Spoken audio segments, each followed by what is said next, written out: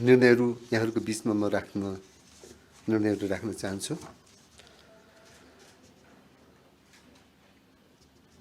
प्रधानमन्त्री तथा मन्त्री परिषद कार्यालयको प्रस्तावमा भूकम्प प्रभावित संरचनाको पुनर्निर्माण सम्बन्धी ऐन 2072 को दफा 36(2) बमोजिम गठित पुनरावेदन समितिलाई विषम 2078 साल साउन 1 गतेदेखि विषम 2079 पुस 10 गतेसम्मको लागि कुल 17 जनाको संगठन संरचना र दरबन्दी कायम राखी प्रधानमन्त्री तथा मन्त्री परिषदको कार्यालय अन्तर्गत राखी कार्य सञ्चालन गर्ने निर्णय गरेको छ। अर्थ मन्त्रालयको प्रस्तावमा चीन सरकारबाट अनुदान सहायतामा प्राप्त हुने 3500 थान अक्सिजन सिलिन्डर र 10 थान भेन्टिलेटर स्वीकार गर्ने निर्णय गरेको छ। खानेपानी मन्त्रालयको प्रस्तावमा मेलम्ची खानेपानी आयोजनाको पानी वितरण कार्यमा भएको चुहाट नियन्त्रण र मर्मत सम्मान गर्न 13 करोड रुपैयाँ निकास गर्ने निर्णय गरेको छ। भूमि व्यवस्था तथा सहकारी गरिबी निवारण मन्त्रालयको प्रस्तावमा भूमि सम्बन्धी 19औं संशोधन नियमहरू 2078 स्वीकृत गर्ने निर्णय गरेको छ। वन तथा वातावरण मन्त्रालयको प्रस्तावमा वैज्ञानिक वन व्यवस्थापन कार्यक्रम लागू भएका वनमा कटान भएका काठ दाउरा सङ्कलन ओसार पसार तथा बिक्री वितरण गर्न स्वीकृति दिने निर्णय गरेको छ।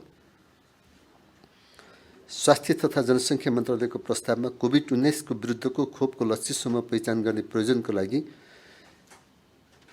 निर्वाचन आयोगमा रहेको मतदाता नामावली निर्वाचन आयोगबाट स्वास्थ्य तथा जनसङ्ख्या मन्त्रालयलाई उपलब्ध गराउने निर्णय गरेको छ। भूमि व्यवस्था सहकारी तथा गरिबी निवारण मन्त्रालयको प्रस्तावमा जग्गाको हदबन्दी छुट दिने सम्बन्धी आदेश 2068 स्वीकृत गर्ने निर्णय गरेको छ। परराष्ट्र मन्त्रालयको प्रस्तावमा राजदूत नियुक्ति सम्बन्धी निर्देशिका 2075 संशोधन गर्ने गरेको छ। कतिपय राजदूतहरूको सार्वजनिक पनि भइसकेको छ।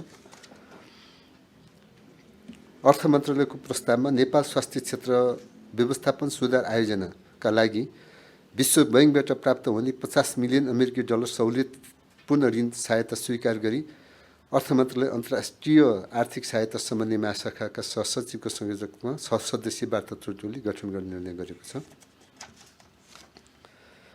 संस्कृति पर्यटन तथा नागरिक उड्डयन मन्त्रालयको प्रस्तावमा नेपाली सेना मार्फत कार्यान्वयन हुने सफा हिमाल अभियान 2021 अन्तर्गत सगरमाथा सहित लोच्छे मकालु धौलागिरी पुमरी तथा आमादबलम गरी जम्मा 6वटा हिमालहरूको सफाई कार्य सञ्चालनको लागि नेपाली सेनाबाट खटिने जनशक्तिहरूलाई हिमाल आरोहण गर्दा लाग्ने सलामी दस्तुर रोयल्टी बापतको रकम छुट दिने निर्णय गरेको छ।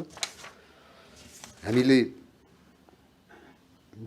वन वातावरण तथा मन्त्रालयको प्रस्तावमा वन पैदार विकास समितिको कार्यकारी अध्यक्षमा श्री दिपा दाललाई नियुक्ति गर्ने निर्णय गरेको छ।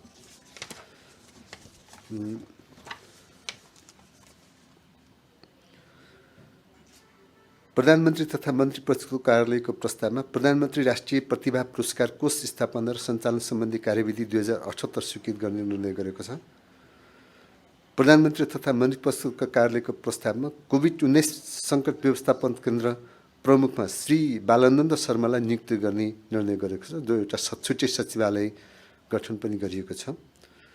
गृह मन्त्रालयको प्रस्तावमा प्रमुख जिल्ला अधिकारीहरूलाई कोभिड-19 को प्रतिकार्य अधिकारी मुकरर गर्ने निर्णय गरेको छ। परराष्ट्र मन्त्रालयको प्रस्तावमा नेपाल सरकारको स्वामित्वमा रहेको जर्मनीको बोन स्थित घर जग्गा बिक्री गर्ने निर्णय गरेको छ। परराष्ट्र मन्त्रालयको प्रस्तावमा सगरमाथा संवादको आयोजना गर्ने निर्णय गरेको छ। महिला बालबालिका तथा ज्येष्ठ नागरिक मन्त्रालयको प्रस्तावमा हरेक वर्ष पुस 11 गते राष्ट्रिय ज्येष्ठ नागरिक दिवस मनाउने निर्णय गरेको छ। वन तथा वातावरण मन्त्रालयको प्रस्तावमा सेती खोला जलविद्युत आयोजनाको 22 मेगावाट निर्माणको लागि राष्ट्रिय वन क्षेत्र प्रयोग गर्न दिने निर्णय गरेको छ। वन तथा वातावरण मन्त्रालयकै प्रस्तावमा संरक्षित क्षेत्रभित्र भौतिक पूर्वाधार निर्माण एवं सञ्चालन सम्बन्धी कार्यनीति 2065 मा संशोधन गर्ने निर्णय गरेको छ। वन तथा वातावरण मन्त्रालयको खिम्ती 2 जलविद्युत आयोजना 48.8 मेगावाट निर्माणको लागि 4.73 हेक्टर राष्ट्रिय वन क्षेत्र 30 वर्षसम्म प्रयोग गर्न दिई त्यहाँ रहेका जम्मा 479 वटा रुख पोलहरू हटाउन स्वीकृत गर्ने निर्णय गरेको छ।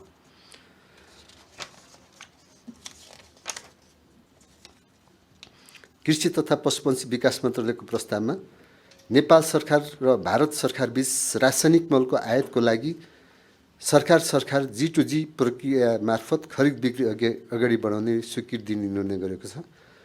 गृह मन्त्रालयको प्रस्तावमा नेपाल नागरिकता दोस्रो संशोधन नियमावली 2078 स्वीकृत गर्ने निर्णय गरेको छ। शिक्षा विज्ञान तथा प्रविधि मन्त्रालयको प्रस्तावमा विश्वविद्यालय अनुदान आयोगको सदस्य पदमा नेपाल संस्कृत विश्वविद्यालयका उपकुलपति प्राडा यादव प्रकाश लामिछानेलाई मनोनयन गर्ने निर्णय गरेको छ। शिक्षा विज्ञान तथा प्रविधि मन्त्रालयकै प्रस्तावमा मदन भण्डारी औद्योगिक विश्वविद्यालय पूर्वाधार निर्माण विकास समितिको कार्यकारी निर्देशकमा डाक्टर विनोद अर्याललाई नियुक्त गर्ने निर्णय गरेको छ। शिक्षा विज्ञान तथा प्रविधि मन्त्रालयको प्रस्तावमा कोभिड-19 को सङ्क्रमणको कारणले पाठ्यक्रम तथा विशिष्टीकरण तालिका अनुसार विद्यार्थीको भौतिक उपस्थितिमा सैद्धान्तिक परीक्षा कार्यक्रम सञ्चालन गर्न सम्भव नभएकोले महामारीले सिर्जना गरेको परिस्थितिजन्य बाध्यताको कारण शिक्षा ऐन 2028 को दफा 20 बमोजिम देहाबमोजिमको आदेश जारी गर्ने निर्णय गरेको छ।